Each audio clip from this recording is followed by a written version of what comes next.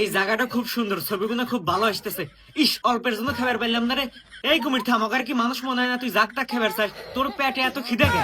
তাই দেখ তুই আমাকে এইভাবে মারলু। এ সামনে আর একটু মানুষ খামু, তুই আমাক খাবো, তো বক্সিং মেরে উড়ালাম। এই লোকটা নদীর বসি দিয়ে মাছ ধরবেন নিছিল, একটু পুঁটি মাছ ধরছে।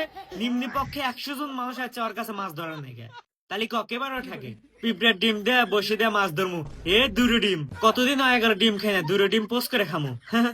এই যে একটু পক্ষে আসতেছে, গুলি মেরে দেই। আমি গুলি করা শুরু করছি, নিম্নে পক্ষে 1000 লোক গুলি করা শুরু করে দিছে। হ্যাঁ, সব বনাসেরা কোন থাইলো, এখন আমি কি হরমু? প্যারাশুট দিয়ে নিচে নেমে যাই। এই জাবদুল আমার কাছ থেকে 1000 টাকা নিয়েছিল, দেয় নাই। আজকে তোর শেষ দিন। হ্যাঁ, তুই আমাকে মারবে রাখছু? কচ্ছপের বাচ্চা, তোর শ্বাস কত? তুই আমাকে মারবে রাখছিল।